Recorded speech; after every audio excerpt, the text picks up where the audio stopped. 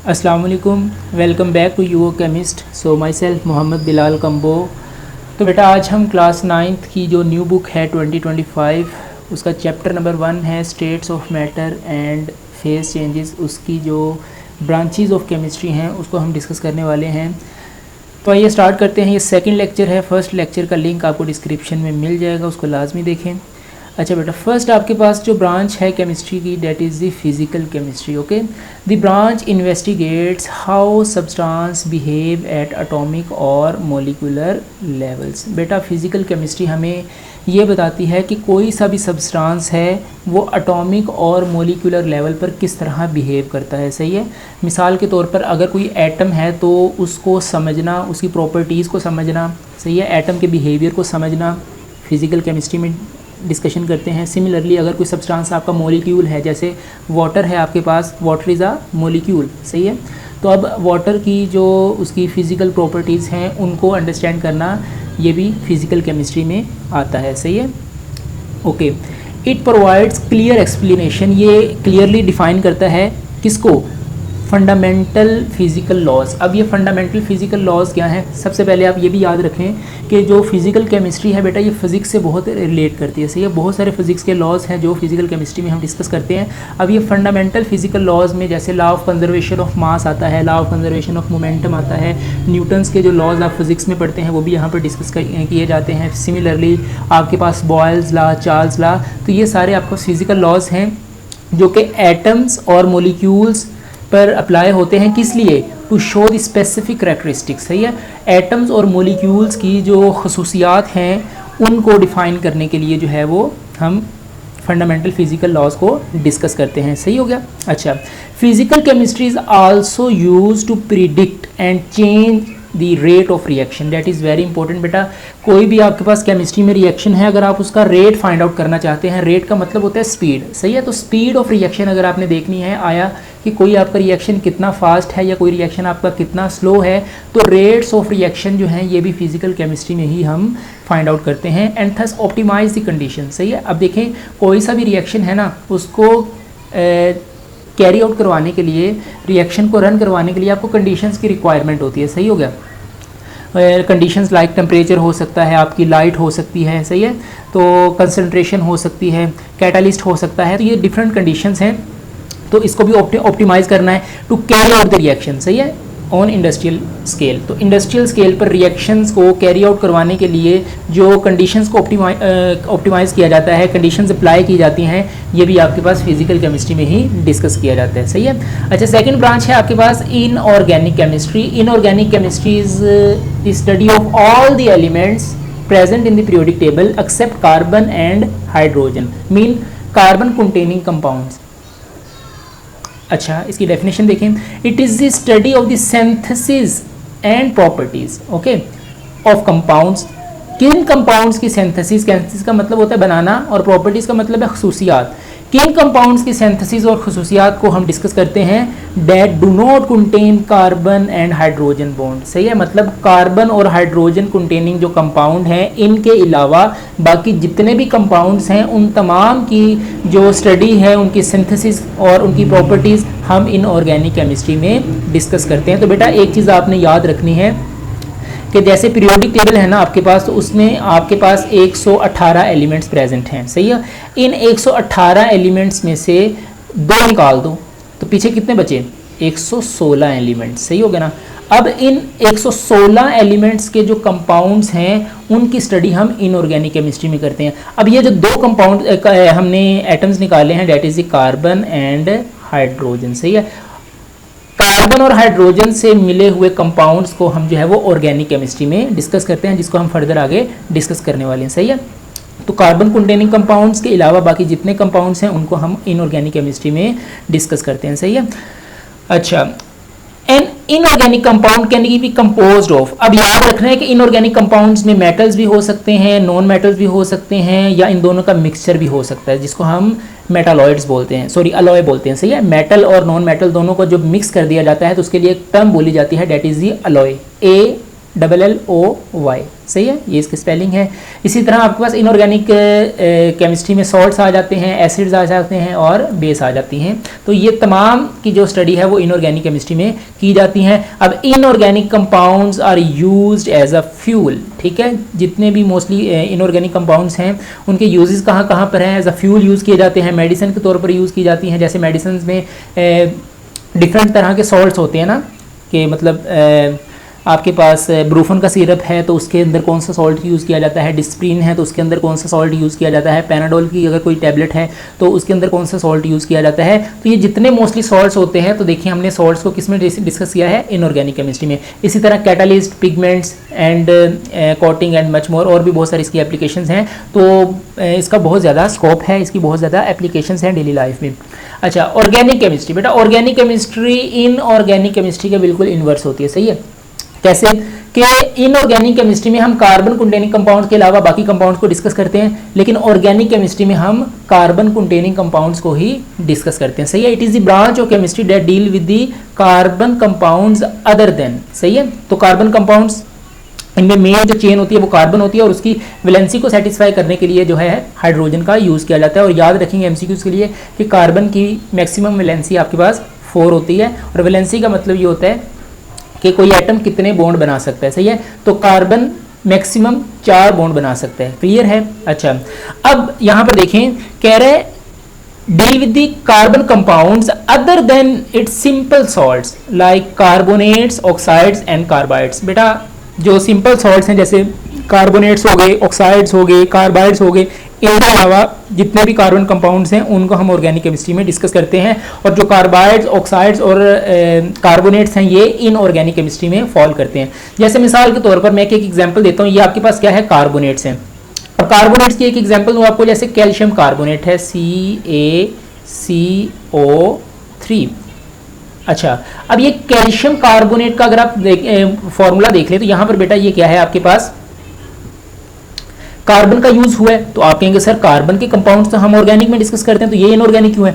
तो बेटा जरूरी नहीं है कि जितने भी आपके पास कंपाउंड्स अगर उनमें कार्बन आ गया तो वो सारे ऑर्गेनिक हो जाएंगे, बल्कि हाइड्रोजन का होना भी जरूरी है, सही है। तो इसमें कार्बन तो है लेकिन आपके पास ये स्टिल इनऑर्गेनिक कंपाउंड है। सिमिलरली ऑक्साइड की बात करें तो that is very important, carbon monoxide आ जाता है, कार्बन डाइऑक्साइड आ जाता है। तो ये जो ऑक्साइड्स हैं ये इनमें कार्बन तो है लेकिन फिर भी ये आपके पास जो है वो इनऑर्गेनिक कंपाउंड है। सिमिलरली कार्बाइड्स की बात करें, जैसे आपके पास लिथियम कार्बाइड है, ठीक है, कैल्शियम कार्बाइड है, तो इनमें भी कार्बन है लेकिन ये कार्बन होने के बावजूद आपके पास इनऑर्गेनिक केमिस्ट्री में फॉल करते हैं, सही हो गया ना। अच्छा, अब जैसे आगे देखें, in this branch organic chemistry में we study the structure, formation, properties and composition, reactions किनके, कार्बन कंटेनिंग कंपाउंड्स। तो बेटा जितने भी कार्बन कंटेनिंग कंपाउंड्स हैं, अब यहाँ पर ऑर्गेनिक केमिस्ट्री में आपके पास प्रोटीन आ जाती है, जैसे ग्लूकोज के स्ट्रक्चर्स आते हैं, फ्रुक्टोज के स्ट्रक्चर हैं, सुक्रोज के स्ट्रक्चर्स आ जाते हैं, ठीक है। तो बड़े कम्प्लेक्स स्ट्रक्चर्स भी हैं ऑर्गेनिक में। तो कोई भी ऑर्गेनिक कंपाउंड है उसका स्ट्रक्चर क्या है, उसकी फॉर्मेशन वो बनता किस तरह है, उसकी खसूसियात क्या है, उनकी केमिकल प्रॉपर्टीज, फिजिकल प्रॉपर्टीज, और वो किस किस चीज़ से मिलकर बना है, उसका रिएक्शन क्या है। तो ये जितनी भी चीज़ें हैं इन तमाम की स्टडी जो है वो हम ऑर्गेनिक केमिस्ट्री में करते हैं किसी भी कार्बन कंटेनिंग कंपाउंड के लिए। ओके, अच्छा, organic compounds are found in all forms of life and also essential for the life, सही है। तो ऑर्गेनिक जो केमिस्ट्री है इसको आप याद रख सकते हैं कि ऑर्गेनिक केमिस्ट्री मोस्टली जो है वो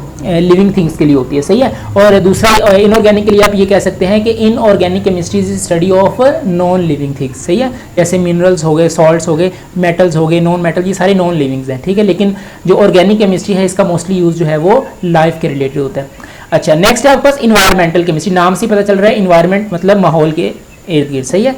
तो हमारी इन्वायरमेंट की जो केमिस्ट्री है मतलब हमारे इन्वायरमेंट में यूज़ होने वाले उसमें जो प्रेजेंट केमिकल्स हैं उनकी अगर स्टडी करेंगे तो उसको हम इन्वायरमेंटल केमिस्ट्री बोलते हैं। It is the scientific study of the chemicals and biochemicals phenomena that occur in planet. सही है, हमारे प्लेनेट में, जैसे प्लेनेट मीन अर्थ, सही है, तो हमारी ज़मीन में, ज़मीन मतलब हमारे इर्द गिर्द जितने भी केमिकल्स हैं उनकी अगर साइंटिफिकली हम जो स्टडी करते हैं तो उसको हम इन्वायरमेंटल केमिस्ट्री बोलते हैं। सही हो गया। In this subject we study the source. Source का मतलब है कि वो आया कहाँ से, उसका रिएक्शन क्या होगा, उसका असर क्या होगा, and fats of the chemical species in the air, soil and water environment. सही है।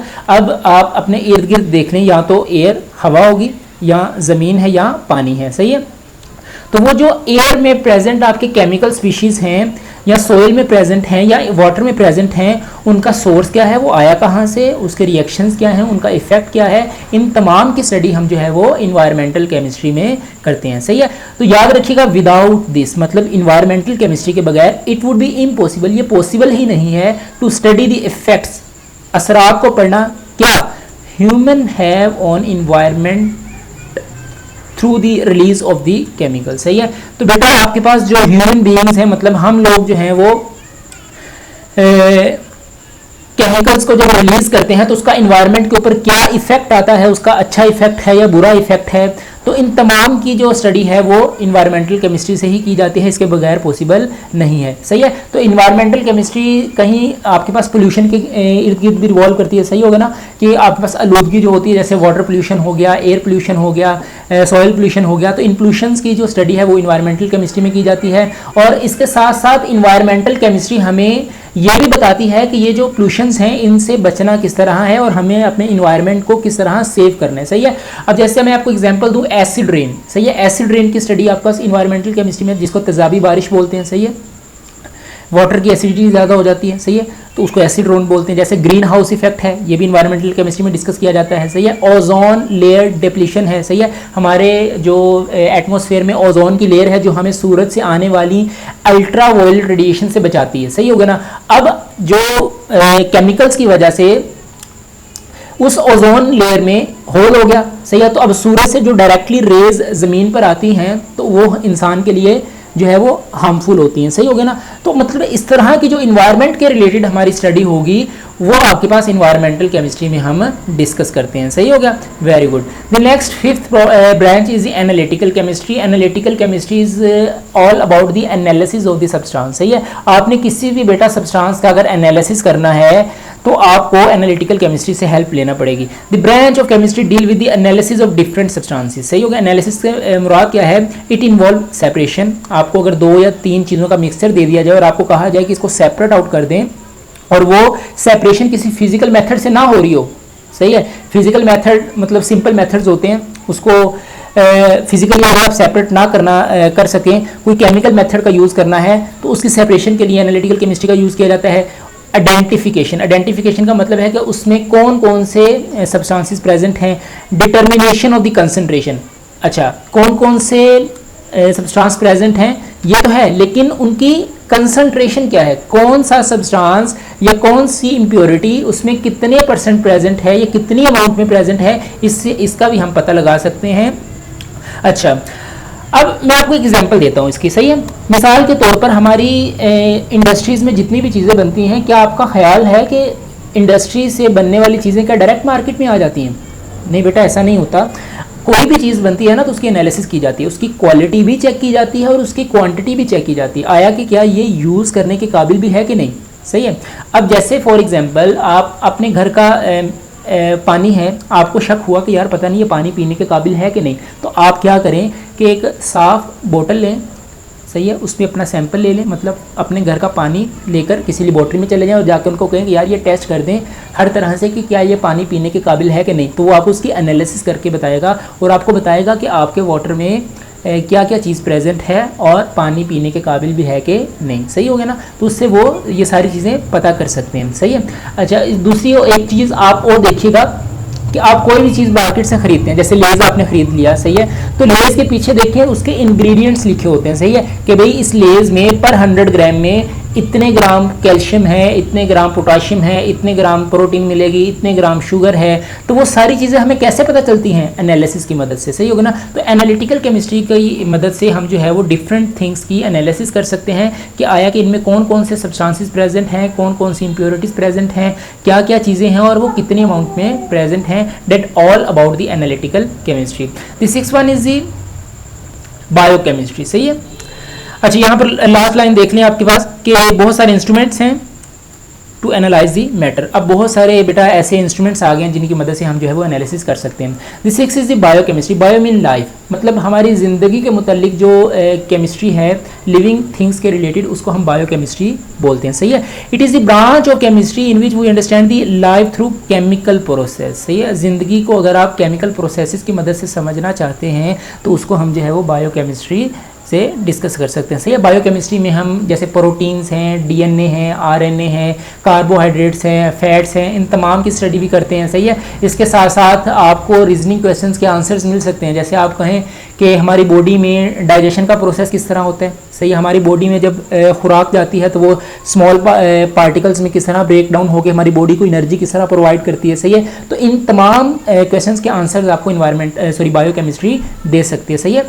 तो हमारी बॉडी के अंदर कौन कौन से रिएक्शंस हो रहे हैं, सही है, इन तमाम की स्टडी भी बायोकेमिस्ट्री में की जाती है। It is the study of chemical substances and the vital processes occur in the living things. वही बात मैंने बताई कि जितने भी केमिकल सब्सटेंसेस हैं हमारी बॉडी में, जैसे फॉर एग्जांपल बेटा आपने फूड खाया, आपने चिकन खा लिया, सही है। अब चिकन बेसिकली क्या है, आपके पास प्रोटीन है। अब प्रोटीन आपके पास मैक्रोमोलिक्यूल है। अब आपकी बॉडी में जब प्रोटीन गई है तो वो एक मैक्रोमोलिक्यूल है। अब आपकी बॉडी उस मैक्रोमोलिक्यूल्स को ब्रेक डाउन करके माइक्रोमोलिक्यूल्स में किस तरह ब्रेक डाउन करेगी और उसको फिर इन टर्म ऑफ एनर्जी, सही है, किस तरह आपकी बॉडी को प्रोवाइड करेगी। आपकी बॉडी में होने वाले जो केमिकल रिएक्शंस हैं किस तरह होते हैं, इन तमाम चीज़ों की स्टडी यहाँ पर की जाती है। Biochemistry provide inside the structure and the functions of the molecule such as protein, carbohydrates, lipids and the nucleic acid, सही हो गया ना। तो अगर आप protein, carbohydrates, lipids, nucleic acid, इनके स्ट्रक्चर्स और इनके फंक्शंस क्या हैं हमारी बॉडी में,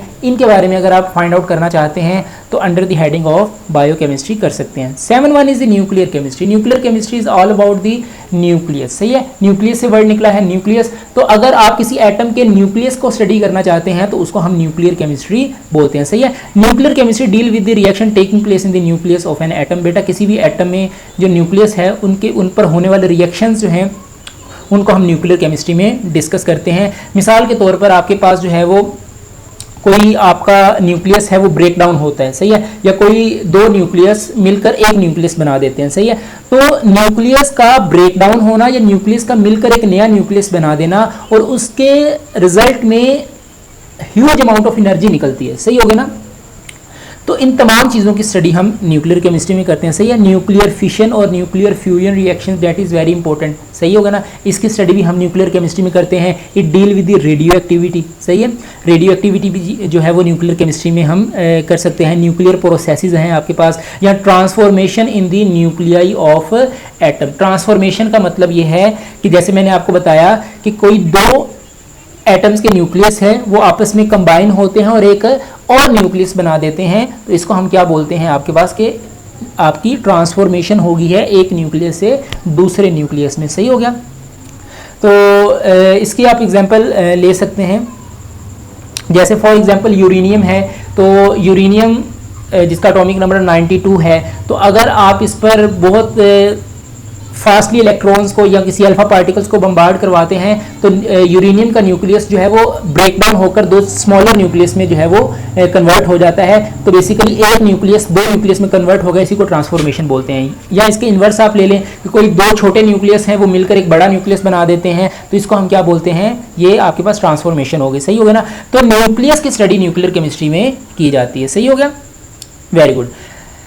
The eighth one is the polymer chemistry, सही है। पॉलीमर केमिस्ट्री क्या है आपके पास, polymers are the large molecules, सही होगा ना। ये बहुत बड़े बड़े मोलिक्यूल्स हैं, made up linking together a series of building blocks, सही हो गया बेटा। छोटे छोटे मोलिक्यूल्स मिलकर एक बड़ा मोलिक्यूल बना देते हैं जिसको हम पॉलीमर बोलते हैं, सही है। अब जो छोटे छोटे मोलिक्यूल्स मिलकर एक बड़ा मोलिक्यूल बनाते हैं उसको तो पॉलीमर बोलते हैं, लेकिन जो छोटे मोलिक्यूल्स हैं जिनको हम बिल्डिंग ब्लॉक बोल रहे हैं पॉलीमर की, उसको हम मोनोमर्स बोलते हैं। सही हो गया ना। तो मोनोमर्स मिलते हैं, मोनो का मतलब क्या होता है एक, सही है। तो मोनोमर्स आपस में मिलते जाते हैं और आपके पास पॉलीमर्स बना देते हैं, जिनके मॉलिक्यूल्स के स्ट्रक्चर जो हैं वो बहुत कम्प्लेक्स होते हैं। जैसे आपको एग्जांपल देता हूँ बेटा, प्रोटीन है आपके पास, सही है।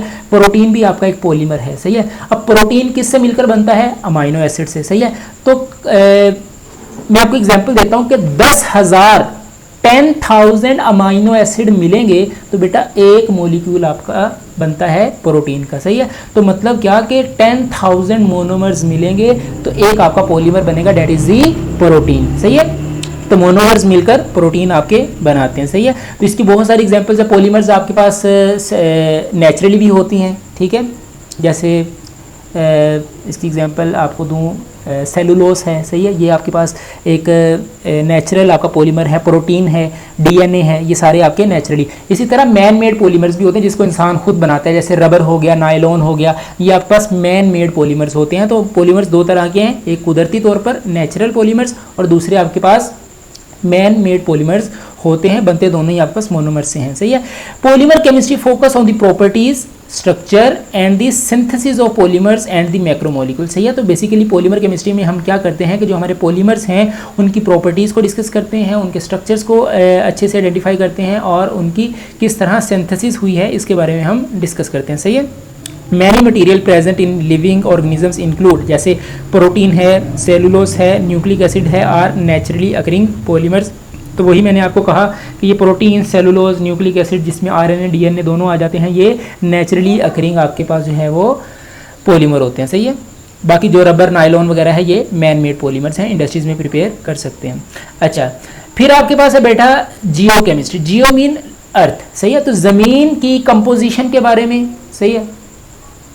ज़मीन में जो केमिकल्स प्रेजेंट हैं उनके बारे में जब स्टडी करेंगे तो उसको हम क्या करेंगे, जियो केमिस्ट्री में डिस्कस करेंगे। The study of the chemicals composition of earth and sources and the minerals is called the Jio chemistry, सही होगा ना। तो हमारी अर्थ में कौन कौन से केमिकल्स प्रेजेंट हैं, उनके सोर्सेज क्या हैं और मिनरल्स की जब स्टडी की जाती है उसको हम क्या बोलते हैं, जियो केमिस्ट्री कहते हैं, सही हो गया ना। Apart from it use in minerals exploration, geochemical mapping today has the application in the environmental monitoring, forestry and the medical research, सही है। बाकी इसके अलावा मैं आपको कुछ चंद चीज़ें इसके बारे में बता देता हूँ कि जियो केमिस्ट्री में जैसे आपके पास वोल्केनोस होते हैं, सही है, लावा फटता है, वोल्केनिक eruptions के बारे में उसमें भी हम जो है वो जियो केमिस्ट्री में डिस्कस करते हैं। फिर आपके पास जो अर्थक्वेक्स आते हैं, जलजले आते हैं, सही है, उसकी रीज़न क्या है, मतलब साइंटिफिकली जलजले किस वजह से आते हैं, उसकी लॉजिक क्या है, इसको भी हम जियो केमिस्ट्री के रिलेटेड स्टडी करते हैं। और ज़मीन में आने वाली वक्त के साथ साथ क्या क्या तब्दीलियां हैं, सही हो गया ना, उसको भी हम जो है वो जियो केमिस्ट्री में डिस्कस करते हैं। ज़मीन की कितनी तरह की इकसाम्स हैं, उनकी प्लेटें कौन कौन सी हैं, तो अर्थ के अंदर जो कुछ भी है उसकी जो केमिकली स्टडी की जाएगी उसको हम जियो केमिस्ट्री में डिस्कस करते हैं। The 10th one is the medicinal chemistry. अब मेडिसिनल आपके पास क्या है, medicinal chemistry is all about the chemistry of medicines, नाम से पता चल रहा है, सही है। तो मेडिसिन्स की जो डिज़ाइनिंग है और उसकी डेवलपमेंट की जाती है इसको हम मेडिसिनल केमिस्ट्री बोलते हैं। It is the branch of chemistry tries to design and the synthesize a medicine or drug which is beneficial for the mankind, सही है। इंसानियत की फलाह बहबूद के लिए जो मेडिसिन और ड्रग्स बनाए जाते हैं उसको हम मेडिसिनल केमिस्ट्री में डिस्कस करते हैं। It includes the discovery, delivery, absorption and the metabolism of the drugs in the human being, सही है। जैसे आपके पास पेन किलर्स हैं, एंटीबायोटिक्स हैं, तो इनकी क्या प्रॉपर्टीज़ हैं, इनको कैसे सिंथेसाइज किया जाता है, कैसे डिज़ाइन किया जाता है, इसमें कौन कौन से सॉल्ट्स हैं, ठीक है, इनके मैकेनिज्म ऑफ एक्शन क्या है, ये सारी चीज़ें। मैकेनिज्म ऑफ एक्शन का मतलब है कि हमारी बॉडी में जाकर क्या काम करेगा और इसका फंक्शन क्या है, सही हो गया ना, तो उसको मैकेनिज्म ऑफ एक्शन बोलते हैं, सही है। तो इसकी स्टडी भी हम मेडिसिनल केमिस्ट्री में करते हैं, सही है। तो डेफिनेटली बेटा आप कोई सी भी मेडिसिन उठा के देख लें उसमें सॉल्ट यूज़ होगा, सही है। अब उसमें सॉल्ट यूज़ होगा तो सॉल्ट्स को किस में डिस्कस करते हैं, इनऑर्गेनिक केमिस्ट्री में करते हैं, सही हो गया ना। तो केमिस्ट्री के बगैर मेडिसिन नहीं बन सकती, ये एक बहुत बड़ी एप्लीकेशन है केमिस्ट्री की। The last one is the एस्ट्रोकेमिस्ट्री। एस्ट्रोकेमिस्ट्री is all about the study of chemicals in space, ठीक है। खला के अंदर जो केमिकल्स प्रेजेंट हैं या केमिकल स्पीशीज़ प्रेजेंट हैं या फ्री रेडिकल्स प्रेजेंट हैं उनकी जब स्टडी की जाती है तो उसको हम एस्ट्रोकेमिस्ट्री बोलते हैं। It is the study of molecules and ions occurring in the space, सही है। अच्छा, In this discipline, we study the abundance and the reactions of the molecules and ions in the universe and the interaction of these particles with the radiation। सही है। तो वो जो chemicals हैं space के अंदर, उसके मोलिक्यूल, उसके रिएक्शंस क्या है, वो कितने अमाउंट में वहाँ पर प्रेजेंट हैं। तो खला के रिलेटेड जितनी भी आपके पास जो है वो स्टडी है, आप ये चीज़ें देखा करें यूट्यूब के ऊपर। सही है। नासा आप सर्च कर सकते हैं, वो किस तरह स्पेस में रहते हैं। तो कुछ इंटरेस्टिंग वीडियोस बहुत सारी हैं कि स्पेस में लाइफ किस तरह होती है। तो इस तरह की वीडियोस देखने से आपको नॉलेज भी मिलेगा और आपका इंटरेस्ट भी बढ़ेगा। सही है। तो मैं तो जब फ्री होता हूँ तो मैं इस तरह की चीज़ें देखता रहता हूँ। तो आप भी जो है वो इस चीज़ों को, इन चीज़ों में इंटरेस्ट लिया करें। सही है। तो बेटा स्पेस के रिलेटेड जो केमिस्ट्री है उसको हम एस्ट्रो केमिस्ट्री बोलते हैं। सही है। तो ये आपकी 11 ब्रांचेस थी केमिस्ट्री में, इसको आपने अच्छे से कर लेना है। अच्छा, एक मिनी एक्सरसाइज है आपके पास। कह रहे lunar mission has recently brought samples from the moon. कहता है उसने चांद से सैंपल लिया है, बाकी उसने आगे वो केमिस्ट्री मारी अपनी। उसने एक्सपेरिमेंट किए हैं जी, 3 एक्सपेरिमेंट किए हैं। पहला उसने एक्सपेरिमेंट किया है डिटरमाइनिंग इट्स कंपोजिशन। सही है। उसने वो सैंपल जो लिया है उसमें उसने कंपोजिशन को डिटरमाइन किया है। बेटा कंपोजिशन कल हमने बहुत इन डिटेल में पढ़ा था प्रीवियस लेक्चर में कि कंपोजिशन क्या होती है, कि कोई चीज़ किस किस चीज़ से मिलकर बनी है उसको हम बोलते हैं उसकी कंपोजिशन। सही है। अच्छा, तो बेटा जब भी कंपोजिशन की बात आएगी ना तो उसको हम डिस्कस करते हैं एनालिटिकल केमिस्ट्री में, मतलब एनालिसिस कर रहे हैं। सही हो ना, आइडेंटिफाई कर रहे हैं। तो फर्स्ट आपके पास जो यहाँ पर ब्लॉक है इसमें आप लिख लेंगे एनालिटिकल केमिस्ट्री। सही है। तो कंपोजिशन की डिटर्मिनेशन हम एनालिटिकल केमिस्ट्री में करते हैं। The second experiment is studying the physical properties of material it contains. सही है। उस मटेरियल की जो फिजिकल प्रॉपर्टीज़ हैं उसको उसने जो है वो स्टडी किया है। तो फिजिकल प्रॉपर्टीज़ को किस में हम डिस्कशन करते हैं, फिजिकल केमिस्ट्री में। सही है। Physical properties under the heading of physical chemistry. सही है। तो फिजिकल केमिस्ट्री में ही हम सब्सटेंसेस की फिजिकल प्रॉपर्टीज़ को डिस्कस करते हैं। तो सेकंड यहाँ पर आप लिख लेंगे physical chemistry. Okay, the third experiment is carrying out the chemical reactions. उसने रिएक्शंस करवाए हैं यूजिंग इनऑर्गेनिक रिएजेंट। सही है। इनऑर्गेनिक रिएजेंट्स का यूज़ करके उसने केमिकल रिएक्शंस करवाए हैं। तो बेटा इनऑर्गेनिक रिएजेंट्स का यूज़ किया है, तो इनऑर्गेनिक केमिस्ट्री में ही हम इनऑर्गेनिक रिएजेंट्स का यूज़ करते हैं। तो थर्ड एक्सपेरिमेंट में आप लिखेंगे इनऑर्गेनिक केमिस्ट्री। उसने यहाँ से आपको हिंट दे दिया था। सही हो गया ना। तो ये एक एक्सरसाइज है, इसको आपने कर लेना है। बाकी किसी भी किस्म का आपको प्रॉब्लम हो, कोई क्वेश्चन हो, कोई चीज़ समझ नहीं आई, कोई टर्म्स आपको समझने में प्रॉब्लम हुई है, तो उसको आप जो है मुझसे पूछ सकते हैं। नेक्स्ट लेक्चर इंशाल्लाह हम लेकर आएंगे स्टेट्स ऑफ मैटर के ऊपर। मिलते रहेंगे इंशाल्लाह नेक्स्ट वीडियो में। All the very best. अल्लाह हाफिज़।